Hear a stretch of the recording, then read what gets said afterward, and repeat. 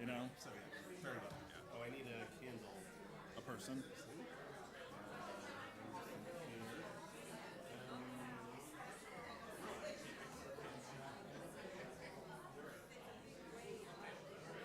Shabbat shalom. Shabbat shalom. Good to see you.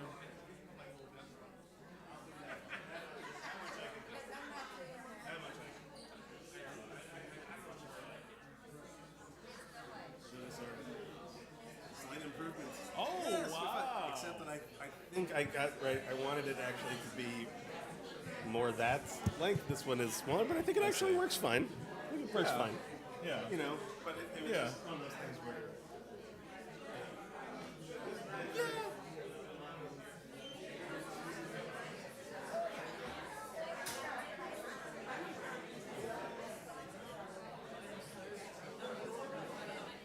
All right. Okay, good Shabbos. Shabbat shalom, everyone. Shabbat shalom. Too loud? Too loud? Never. Who's too loud? Nobody's too loud. All right. Got to put my talus on for this one for sure. Well, certainly, uneventful week for the world. Completely. Uneventful week. I'll talk a little bit more, as you can imagine, during the sermon in a little bit. And, of course, even separate from the bigger conversation, as I'm sure all of you know, the really terrible incident in Amsterdam today as well, or last night. So, it's, you don't know it. 30-second version is that there was a soccer match that was played involving Israel, and after that a mob took over, attacked, and a few Israelis were unknown where they were for a little while. It was really bad. And bad enough that the king of Holland said, quote, that we failed the Jews in the Holocaust and we failed them again tonight. So it's significant enough that if you didn't catch that news after Shabbat you should know that it happened. But all the more so that even though it feels sometimes trite to say this, we appreciate, especially here, we appreciate community in the best of times, but we, of course, appreciate community in the times in which we're struggling. And, the election being the election, and as I talked about, we'll kind of get our way there, too. As I talked about last week, knowing in any room, statistically, if not empirically, we know people who are happy, people who are the exact opposite of that, and all of us trying to figure out, a way forward. So hopefully tonight, as a starting point, we're together. And if you look around the room, this is one of those good nights to look around the room.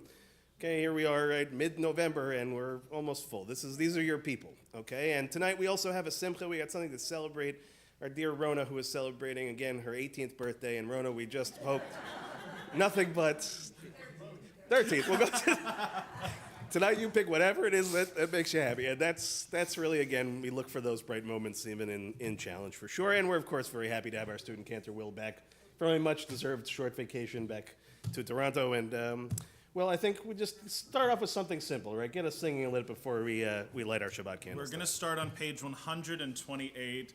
Hine ma tov u'ma na'im, shevet achim gam yachad. How good and pleasant it is when brothers and sisters dwell together. Hine ma tov u'ma na'im, shevet achim gam yachad. Hine ma tov u'ma na'im, shevet achim gam yachad.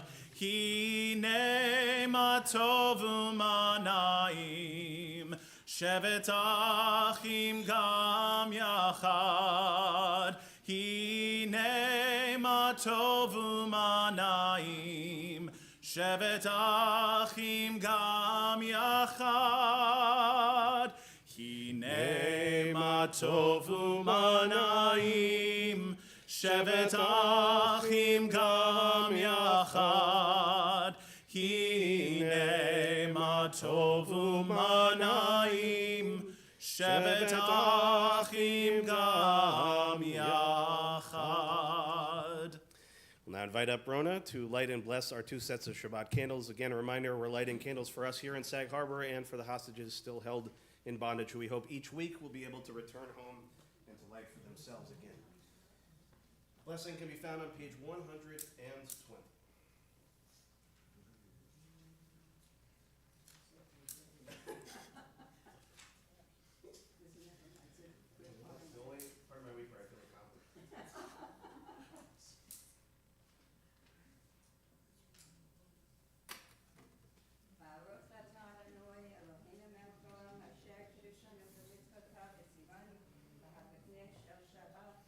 Amen. Blessed are you, Adonai, our God, sovereign of the universe, who hallows us with mitzvot, commanding us to kindle the light of Shabbat. Amen. Thank you, Rona. We'll turn now to page 130 as we begin Kabbalat Shabbat together toward the very top of the page. Lechu neranena, Lechu neranena, lechu neranena, l'Adonai. Lechu neranena, lechu neranena, lechu neranena, l'Adonai. Naria, naria, letzuri, shenu nekadma fanav betodah. Naria, naria, letzuri, shenu, bizmirot naria lo. Lechu neranena, lechu neranena, lechu neranena, l'Adonai. Lechu neranena, lechu neranena, lechu neranena, l'Adonai. We're now on page 131, the 96th Psalm.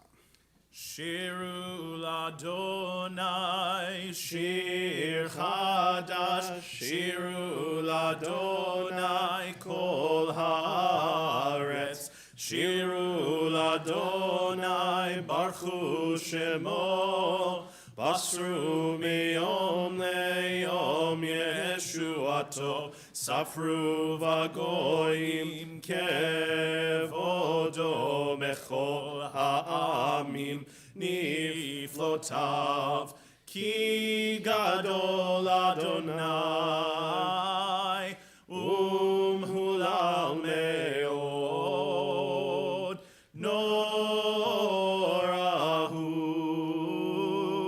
al kol Elohim, yai, shiru l'Adonai, shir chadash, shiru l'Adonai, kol haaretz, shiru l'Adonai, baruchu shemo, basru miyom leyom yeshuato. We turn now to page 132, or Zarua, toward the very bottom of the page. Or zaru ala tzadik, uleishrei lev simcha. Or zaru ala tzadik, uleishrei lev simcha. Simchu tzadikim b'Adonai, vehodu lezecher kodsho. Simchu tzadikim b'Adonai, vehodu lezecher kodsho. We turn now to page 134, Zamru l'Adonai, beginning at the top of the page. Zamru l'Adonai bechinor, bechinor vekol zimra, b'chatzotzrot vekol shofar, hari lifnei hamelech Adonai. Zamru l'Adonai bechinor, bechinor vekol zimra, b'chatzotzrot vekol shofar, hari lifnei hamelech Adonai. Yiram hayam ulo, tevel veyoshveva, neharot imcha uchaf yachad, harim yiranenu, lifnei Adonai kiva, lishpot haaretz, yishpot tevel betzedek, ve'amim b'meisharim, yiram hayam umlo, tevel ve'yoshveva,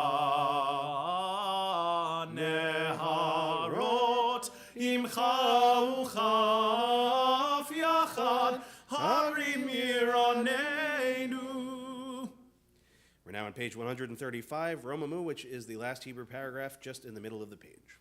Romemu Adonai Eloheinu ve'ishtachavu lehar kodsho. Romemu Adonai Eloheinu ve'ishtachavu lehar kodsho. Ki kadosh Adonai Eloheinu Romemu. Kadosh Adonai Eloheinu Romemu. Romemu Adonai Eloheinu ve'ishtachavu lehar kodsho. We'll turn now to the 29th Psalm on page 136.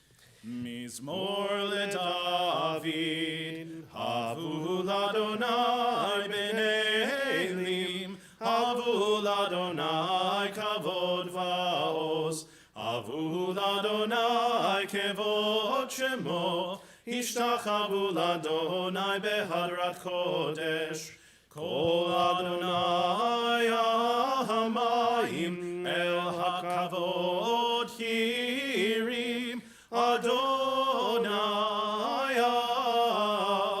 Ma'im Rabim, Adonai Ma'im Rabim, Kol Adonai Ba'koach, Kol Adonai Behadar, Kol Adonai Shover Arazim, Vaishaber Adonai et arzei Havanon, Vayarkidem kemo egel Levanon veSirion, kemo ben Remim, kemo ben Remim. Kol Adonai chotzev l'havotesh, Kol Adonai yachil midbar, Yachil Adonai midbar kadesh, Kol Adonai yechol el ayalot, Vayechesov ye'arot, Uvechalo kulo merkavod, Kulo merkavod, kulo merkavod. Adonai lamabu yashav, vayeshev Adonai melech leolam. Adonai oz le'amo yiten, Adonai yevarech et amo v'shalom. We'll turn now to Lachadodi on page 138. Reminder, we'll do the first, second, fifth, and ninth paragraphs. For the final one, we'll rise those that are in the room with us and face the doors we walked through just a few moments ago. Lecha dodi likrat kala penei Shabbat nekabela. Lecha dodi likrat kala penei Shabbat nekabela. Shamor vezachor b'dibur echad hishmiyanu el hameyuchad Adonai echadu shemo echad l'shem multiferet ve'litila. Lecha dodi likrat kala penei Shabbat nekabela. Lecha dodi likrat kala penei Shabbat nekabela. Likrat Shabbat lechu v'neilcha ki hi mekor haberacha mirosh mikedem nesucha sof maaseh b'machshavat tchila. Lecha dodi likrat kala penei Shabbat nekabela. Lecha dodi likrat לקראת קלה, פני שבת נקבלה.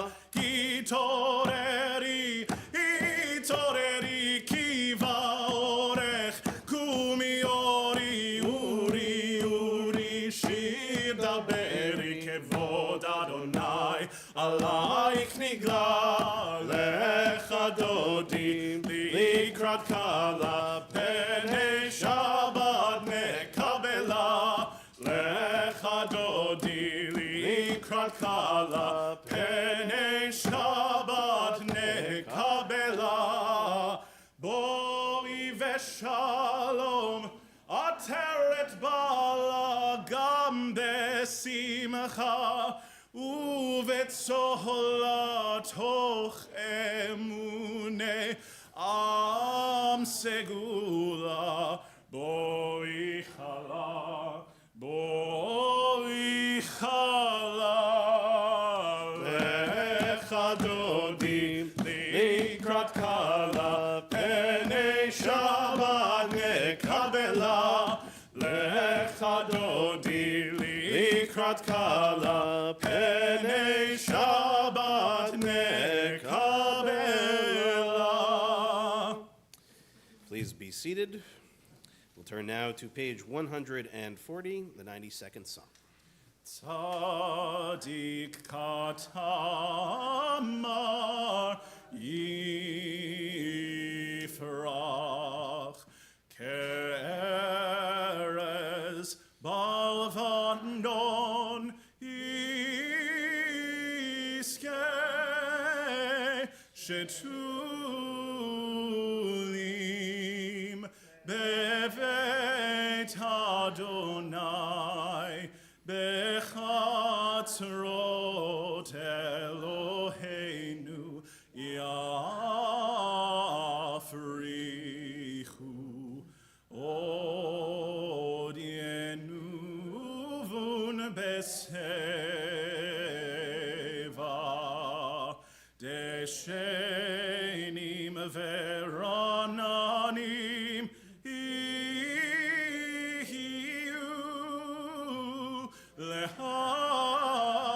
lehagid ki ashar Adonai tzuri velo avlat habo. We rise in body or spirit for the Chatzi Kaddish on page 144 and remain standing for the Baruch Hu on the next page.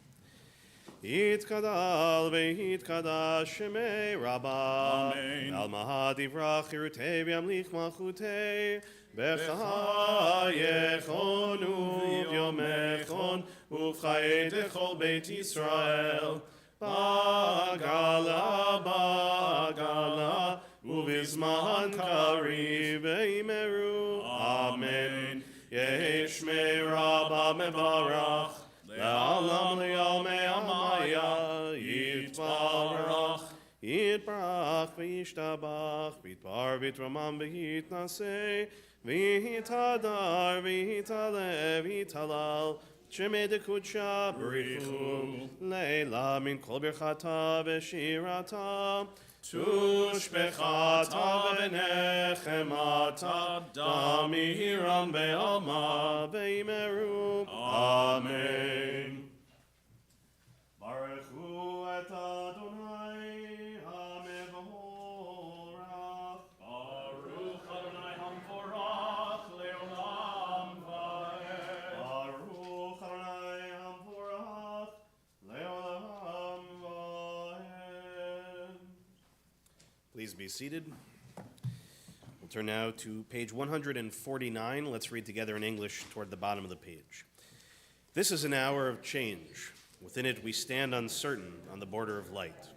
Shall we draw back or cross over? Where shall our hearts turn? Shall we draw back, my brother, my sister, or cross over? This is the hour of change, and within it we stand quietly on the border of light. What lies before us? Shall we draw back, my brother, my sister, or cross over? Havir yom umevi laila, ומבדיל בין יום ובין לילה, אדוני צבאות שמו. אל חי וקיים, תמיד ימלוך עלינו לעולם ועד. ברוך אתה אדוני, Baruch Shemo. המעריב ערבי. Amen. We'll turn now to page 151. Let's read together in English toward the very top of the page. As you taught Torah to those whose names I bear, teach me Torah too. Its mystery beckons, yet I struggle with its truth. You meant Torah for me. Did you mean the struggle for me too? Don't let me struggle alone. Help me to understand, to be wise, to listen, to know.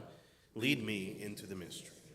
כי הם חיינו ואורך ימינו, ובהם נגה יומם ולילה, ואהבתך תסיר ממנו לעולמים. ברוך אתה אדוני, ברוך שמו. אוהב עמו ישראל. שמע ישראל, אדוני אלוהינו, Adonai Echad. Please join us on page 154.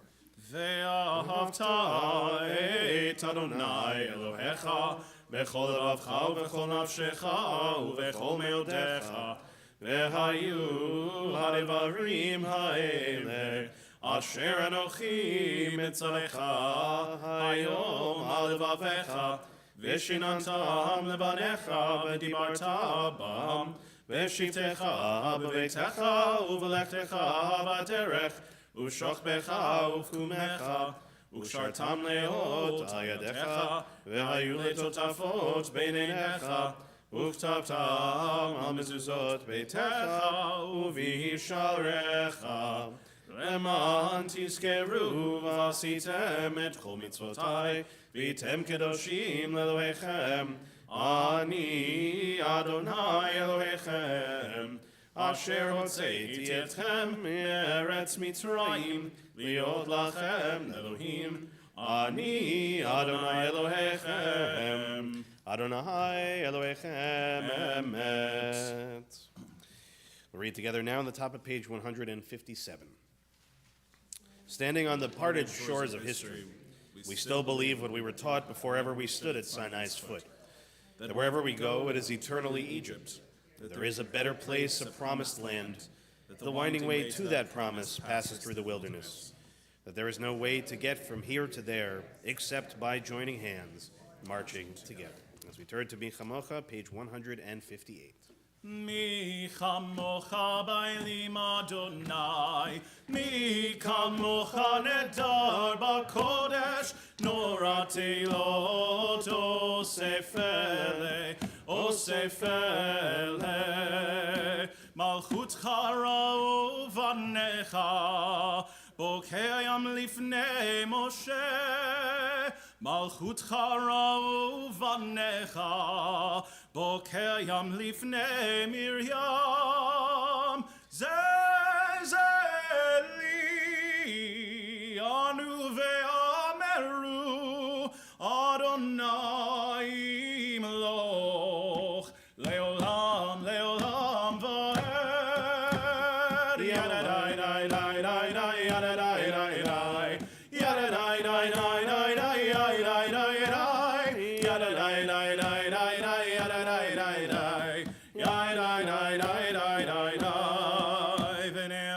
כיפת אדוני את יעקב, וגלום יד חזק ממנו, ברוך אתה אדוני גל ישראל. Let there be love and understanding among us. Let peace and friendship be our shelter from life's storms. Adonai, help us to walk with good companions, to live with hope in our hearts and eternity in our thoughts, that we may lie down in peace and rise up, waiting to do your will. Hashkibenu is on page 160. Hashkivenu Adonai Eloheinu leshalom vehamidenu shomreinu lechaim. Hashkivenu Adonai Eloheinu leshalom vehamidenu shomreinu lechaim. Ushmor tzeiteinu uvoenu lechaim ushalom me'ata ve'ad olam. Hashkivenu Adonai Eloheinu leshalom vehamidenu shomreinu lechaim. We turn now to the top of page 162. V'shamru v'nei Yisrael et ha-Shabbat la'asot et ha-Shabbat ledorotam berit olam. Beni uvein b'nei Yisrael oti leolam, oti leolam. V'shamru v'nei Yisrael et ha-Shabbat la'asot et ha-Shabbat ledorotam berit olam. Ki sheshet yamim asa Adonai et hashamayim ve'et haaretz. V'shamru b'nei Yisrael et ha-Shabbat la'asot et ha-Shabbat ledorotam berit olam. Uvayom hashvi shavat vayinafash, shavat vayinafash, shavat vayinafash. V'shamru b'nei Yisrael et ha-Shabbat la'asot et ha-Shabbat ledorotam berit olam. Invite us now to rise in body or in spirit as we begin the Amidah together on page 164. From that point on, we'll continue silently. As always, please go at your own pace. When you're finished at the end and you're still standing, you may be seated. Adonai sefatai tiftachu fi agit tehilatecha. Adonai, open up my lips that my mouth may declare your praise.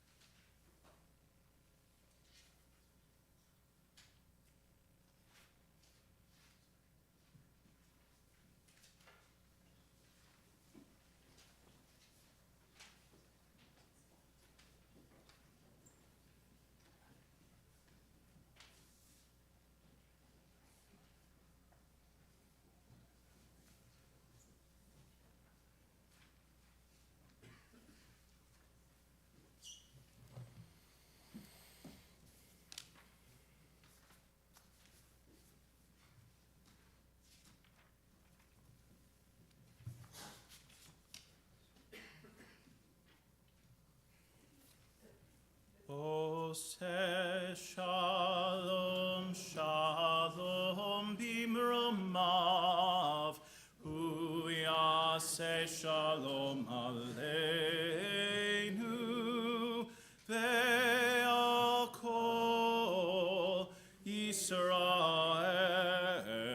ve'imeru amen. Oseh shalom shalom bimromav hu yaseh shalom aleinu ve'al kol Yisrael ve'al kol yoshvei tevel hu yaseh shalom aleinu ve'al kol Yisrael. Amen. Amen. Oseh shalom shalom bimromav hu yaseh shalom aleinu ve'al kol Yisrael ve'imeru amen. We'll turn now to page 371 as we offer our Mishaberach, our healing prayer for this evening. We'll begin by thinking of those in our community tonight who we know are in need of that healing. Madeline Egelfeld, Ann Lieber, Dan Brown, Andrew Adler, Leah Bat Avraham Vasara, Rachel Bat Marsha, Sue Wartor, Abigail Blum, Kate Sherwood, Betsy Tepper, Michael Klinghofer, Amy and Warren Cass, Rivka Bat Rachel, Lorraine Danis, David Dowling, Sylvia Devora Bat Francis, Muriel Hirsch, Michelle Sawicki, Francis Kirschman, Shelley Newmark, Diane Axelrod, Gabriella Spicer, David Kyle Klopman, Lorraine Davis, Kim Birnbaum, Deborah Block-Kroll, Sylvia Orn, Rachel Bat Ora, Lisa Levitin, Peretz Ben Shlomo, Israel Ben Yitzchak, Shira Bat Eti, and Roberta Kyle. In addition to those names that I just shared, if you have additional names to add, we'll start on this side of the room in the front and towards the back of the room, and then this side of the room, and just ask everyone who wants to share to raise a hand so I don't miss anyone.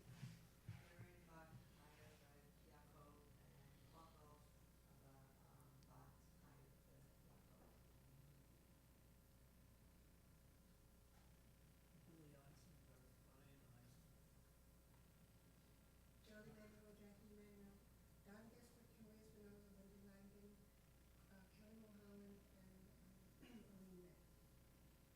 Aviva Batnapel, Bruce Shermer, Patsy family, Diane Schwartz, Shelley, Maureen Kenny, Mario, Honey Rodman, Lee Judah, Frank Ryan, Jean Luton, Warren Rico, Joel, Laurel D, Erin Rubin, Noel, Nancy Hooper, Cynthia D.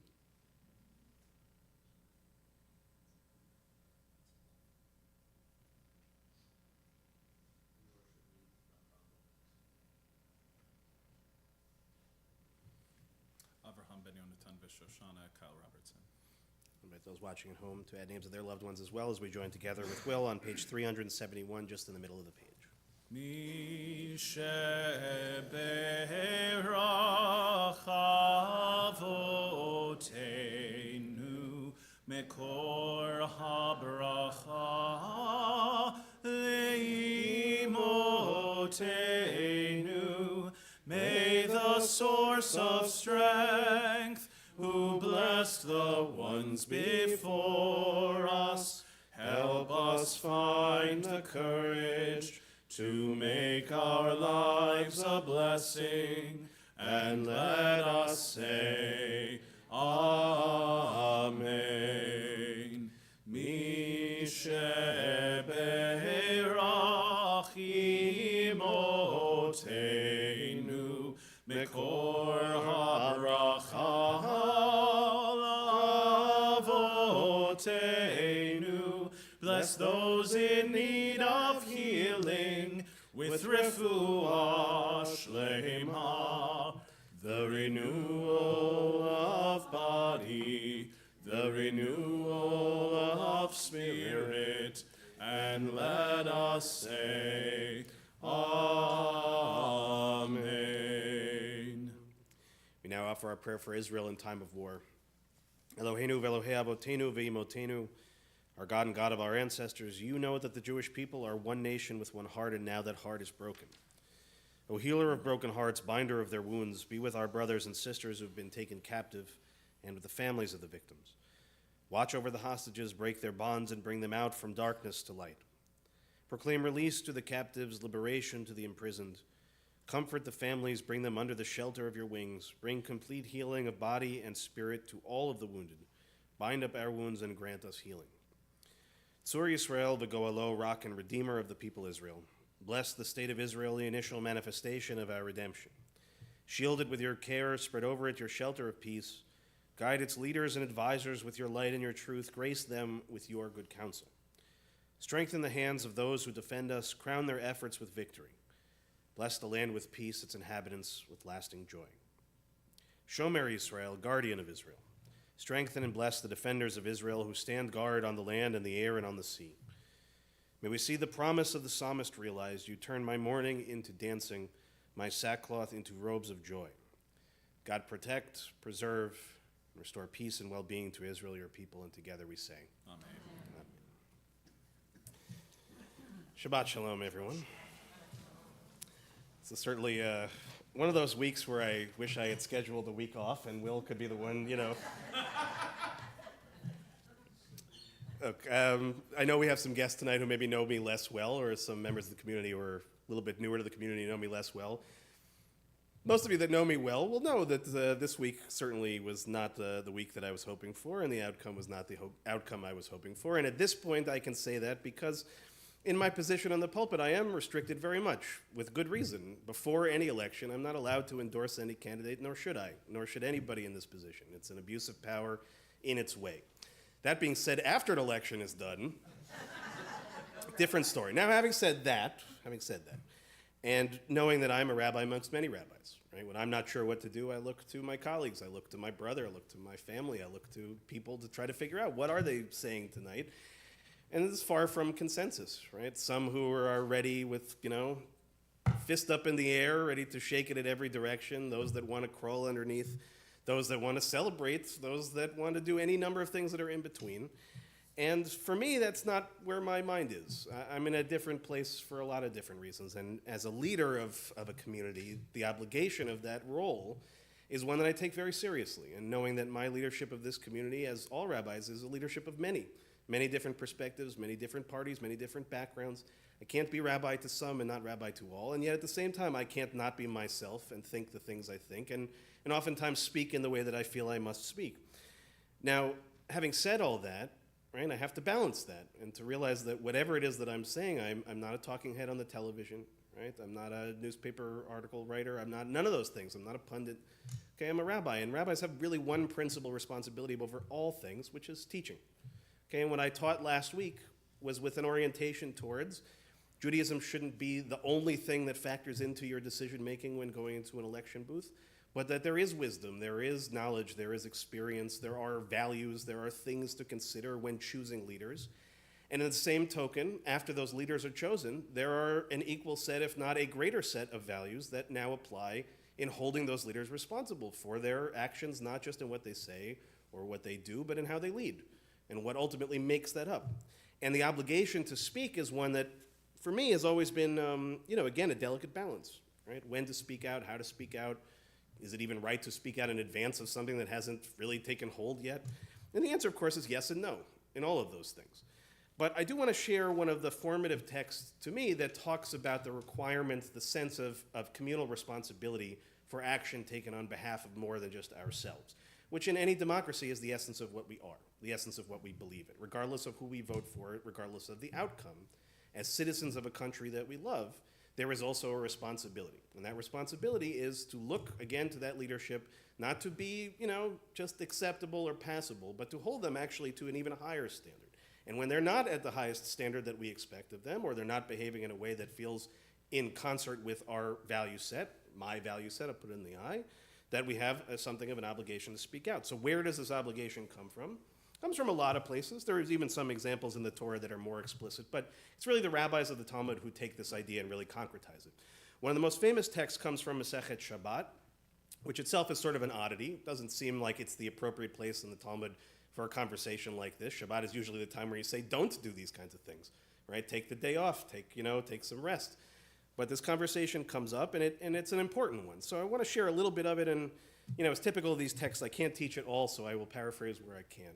But it begins as follows. Anyone who had, and this is in case anybody wants to check me on it, Masechet Shabbat 54b, okay?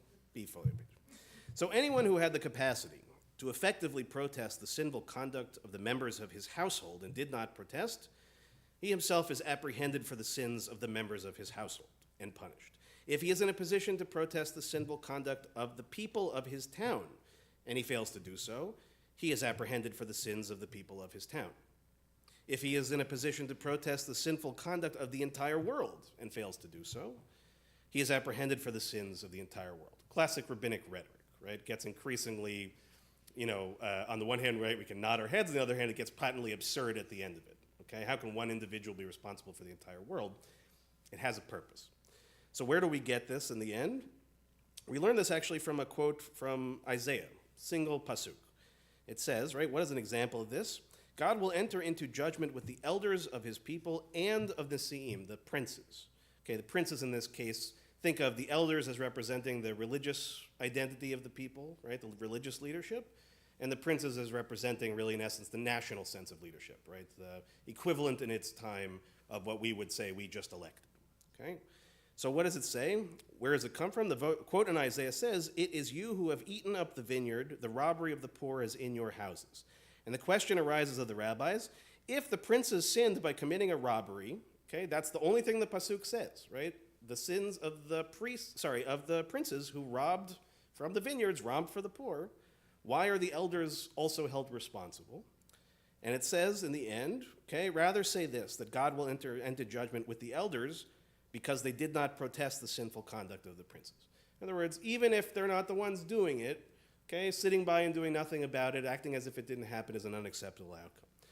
It goes to another level when it goes to a midrash, and it talks about a time in which God is deciding between judgment and mercy for a people, and tells the angel Gabriel to go and to inscribe the letter Tav, made out of ink, on the foreheads of the righteous in the community, and it's so a sign to the angel of destruction not to have dominion over them. In other words, an invisible mark on the foreheads of all the good people in town, made out of ink. That way, when the angel of death comes down, right, ignores them. What holiday might that ring some bells? Passover. Okay, we're still with me so far. Okay, and then another, right, same idea, same letter Tav on the foreheads of the wicked, except this time made out of blood. Okay, so this, the angel of destruction, will have dominion over them.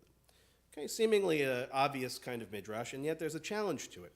The attribute of justice, the sort of in the heavenly realm, right, the manifestation of God's justice in the form of an angel, says to the Holy One, blessed be he, master of the universe, how are this group of people, right, the wicked, different from the good people, right? What is it that makes any sense? And he says to the attribute, these guys, right, the obvious answer, these are full-fledged righteous people, and those are full-fledged wicked people, okay, either extreme.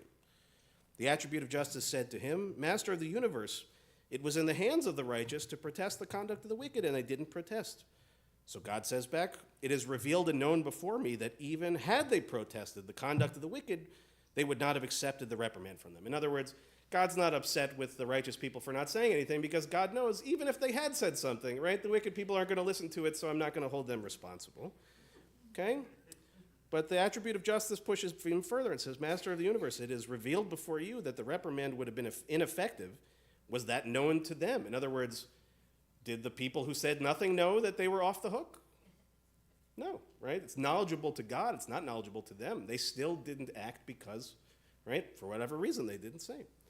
And so in the end, the Holy One, blessed be he, retracts his promise to protect the righteous and decides that all those who failed to protest would also be punished alongside. So the first part of this quotation is a well-known piece, right? Many rabbis use it in many things, including your own rabbi at some sermon not so long ago, I am certain. The latter parts, I think, are much more interesting and much more telling, right? They remind us that when it comes to a conversation like this, it is by definition rhetorical. It is by definition hyperbolic, okay? I don't think there is a reasonable expectation of every human being that they are going to be constantly on the sidewalk screaming about the end of the earth or calling out their political opponents or being in protest 24/7 when a situation or a leader is not what they voted for. We know from experience it's not feasible, it's not viable, and yet at the same time, accepting the opposite scenario and saying, well, there's nothing we could do, right? It's not going to have any outcome, therefore we just throw our hands up and say, nuts to this. That inevitably is the thread that we have to constantly walk, right? As Americans, as citizens, as Jews, as parts of the world, and we do this not, again, just in this circumstance or in the circumstance where the outcome of an election is not what we want. Right? We do it in any situation in which we care deeply about something. When you've heard me give sermon after sermon about a place that I love like Israel, right? This year in the high holidays where I devoted almost my sole focus to it, in which I talked about, again, how important it is to me, how much I love it, how much I care about it and its people. And yet at the same time, from this very pulpit, I have given more than my fair share of sermons calling into question the leadership of the country, not just recently, but over many years. I do that out of love. I don't do that out of an attempt to wag my finger that I know better, or I know the only thing, or I'm the only path.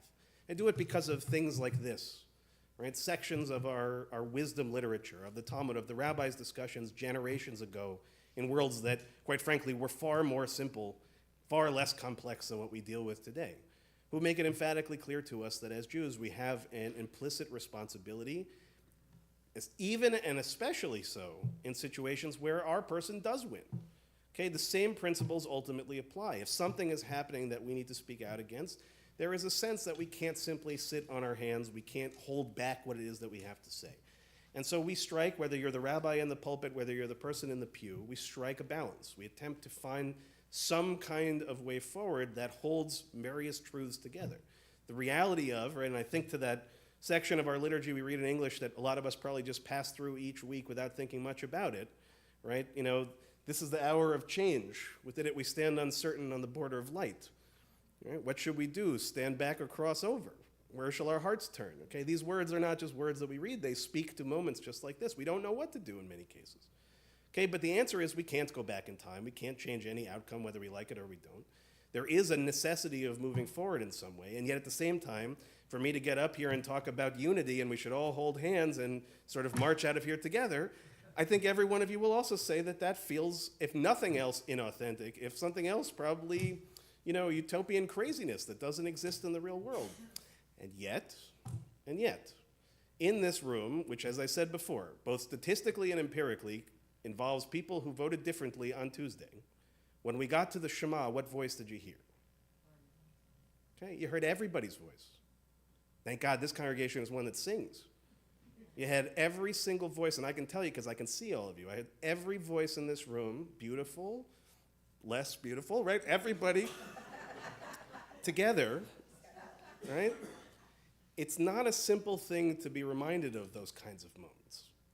Unity is not about all of us agreeing or being all of the same supporters, the same party. It's a wonderful vision, but even for our people, long before there was politics, okay, there was division. There were disagreements. The Talmud is full of it. Okay, but there is always some expectation that anchors us. And that expectation, as I said, is a core set of values. Okay, a core set of ways of thinking about the world and how we interact with it. And the one thing I will say, and the one thing that was my concern last week and still my concern now and more so than ever, are the people that in the end will take office in a few weeks, are they reflecting those values? Are their actions things that match up with the core things that we believe? And it's going to be a different answer for sure for a lot of people. Okay, but my responsibility up here, I truly believe, is one that is going to hold us all, and especially our leadership, to a higher level. I'm not going to use this pulpit as a bully pulpit, but I will use it as one that will bring attention in our community to when things aren't going in that direction or are under attack. And I will leave us with one last thing, which I think is a very important consideration. It's a much deeper cut and one I doubt any of you would have found on your own, and it's the only reason I bring it forward. But it's a single profound idea. It comes from the Ramchal, who is Moshe Luzzatto. I'd, again, be surprised if anybody other than Ari maybe knows who this is. One of the great masters of Musar literature. Musar literature is our sacred literature that deals especially with ethical behavior. And he wrote a book called Mesilat Yesharim, the Pathways of the Just. It's written, I think the oldest edited version is 1700s in Amsterdam. Originally it was conceived of actually as an argument or a conversation between a chacham, a wise person, and a chassid, a pious person, right? Somebody of the intellect, someone of the sort of the spirit and the soul, as it were. And part of this book, the whole 11th chapter, is dealing with a concept called nikiyut. It literally means, nakia means clean. It means cleanliness, and it doesn't mean cleanliness of your fingernails or that kind of thing, but of the soul, right, of the spirit. Of one of the most important things that we can do is to be focused on our behavior individually and how we behave and how we hold ourselves in the seriousness of what it means to be alive. And in this, he points to a really profound teaching, one that I think is really important. It connects to one of my high holiday sermons, the one about the but, right? Every time that we can sometimes let something go but the end result is X, Y, or Z. And it talks about theft. And one of the things it talks about in theft is it says, let's say you're in a scenario where you need to steal something or you steal something to perform a mitzvah, right? I don't have a lulav and an etrog. Okay, I see somebody's got one, they left it over there. I snatch it up and I go fulfill my mitzvah. Do we think that's legit? No. The end is, okay, a sin cannot be considered a mitzvah. You can't do negative things. You can't do things that violate principal ideas just because the outcome is something positive.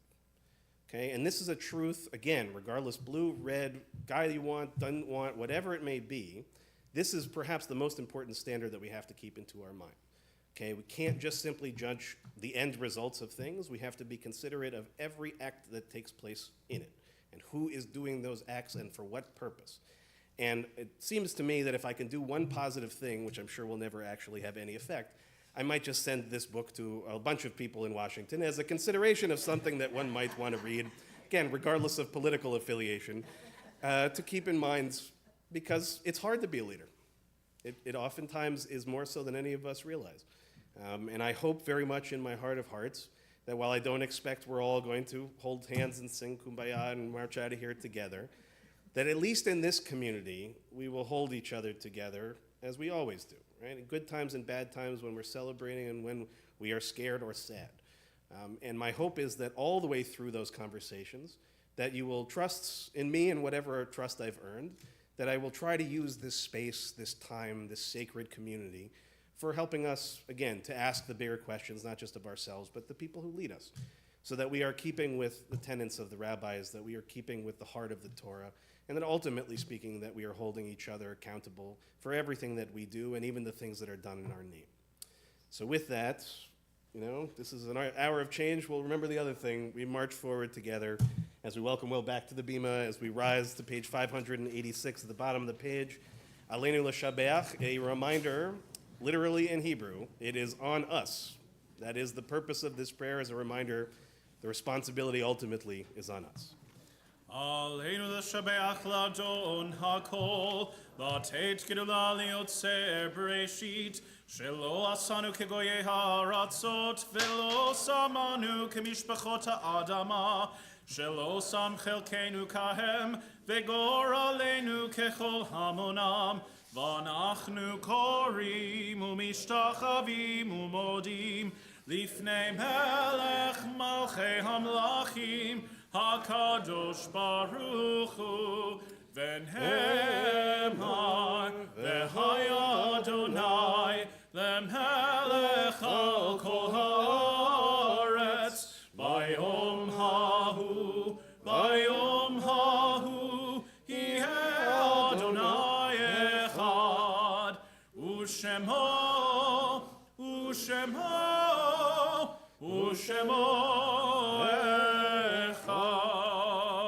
Ask those in mourning, those observing yard site, to please remain standing. Everyone else may be seated at this time.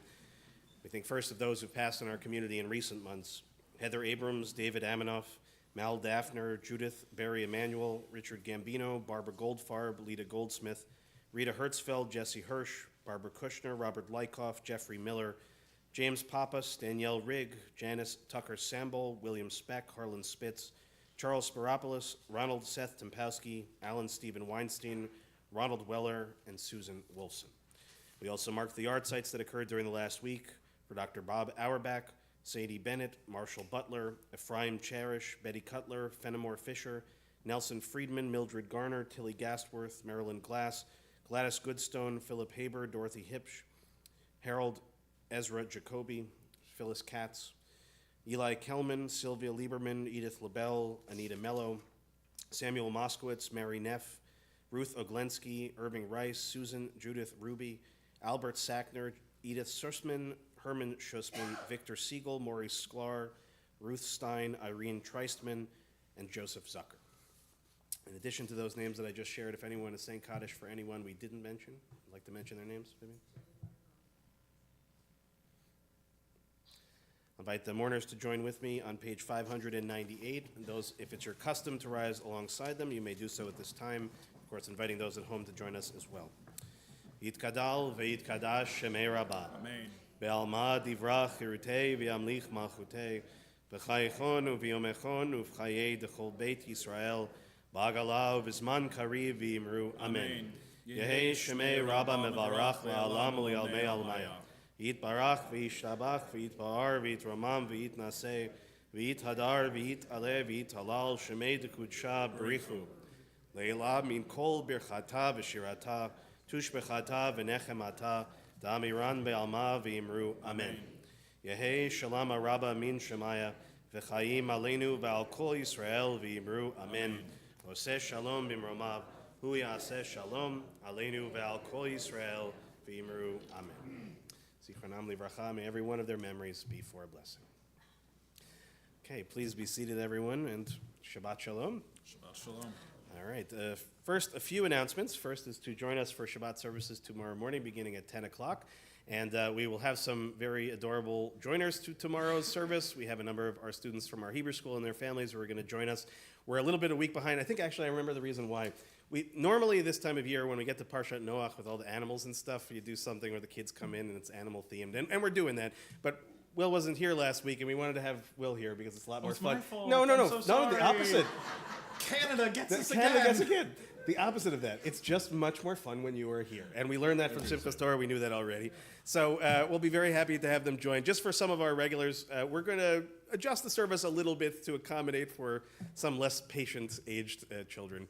Although in reality, they're probably not age-restricted in that way. There's some that might be struggling with the length of the service to begin with. But we're very excited to have them. And our regular Torah study will happen at noon, and we'll welcome everybody to join us, again, either in person or online.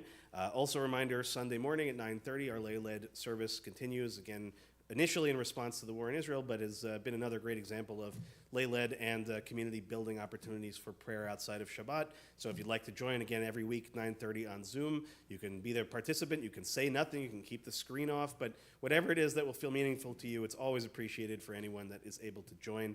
I'm also reminded that this week should be Rosh Chodesh, I believe, yes? Okay, can somebody that's in Rosh Chodesh tell me the details? What time? Does anybody? 2 o'clock.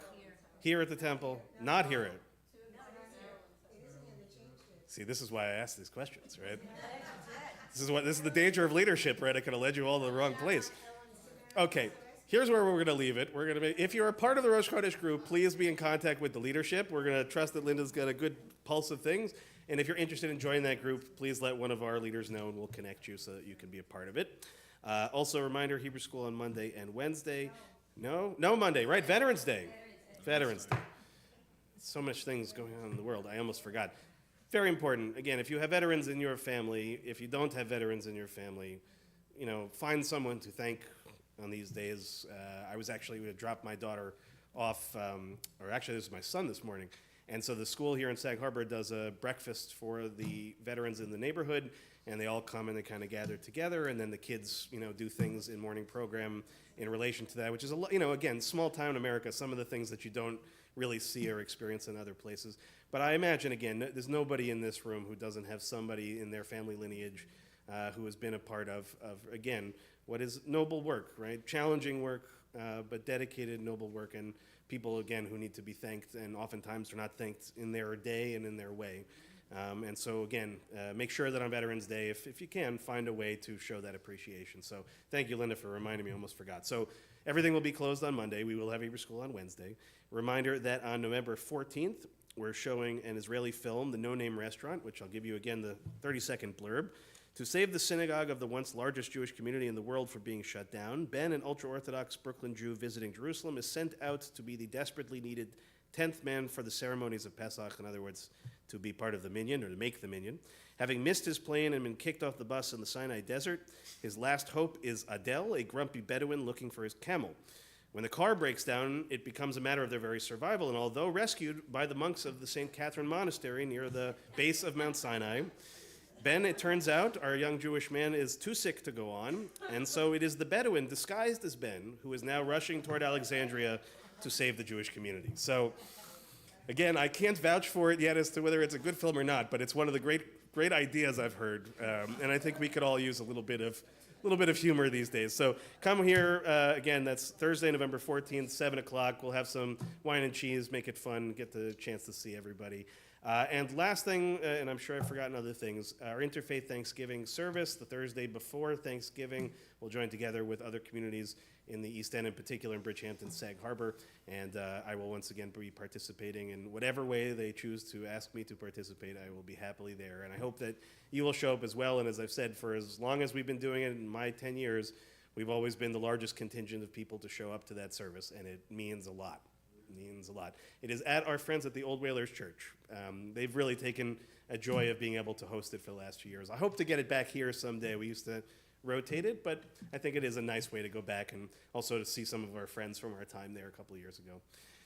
So with all of that, I think, we were thinking of a way to end tonight, so I'll turn to you. We're going to close at the top of page 642 with words from the 29th Psalm. Adonai oz le'amo yitain.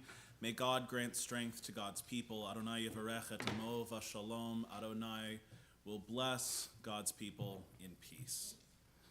Adonai oz le'amo yitain. Adonai yivarech et amo.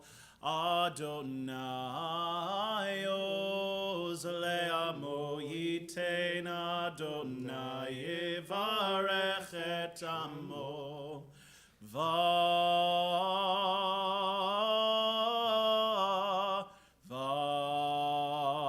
Shalom.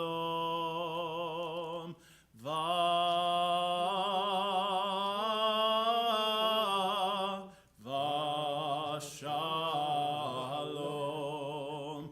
Adonai oz le'amo yitain. Adonai yivarech et amo. Adonai oz le'amo yitain. Adonai yivarech et amo.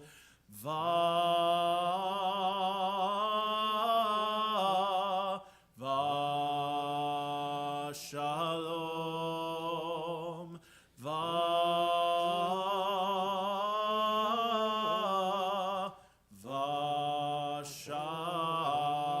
Shalom.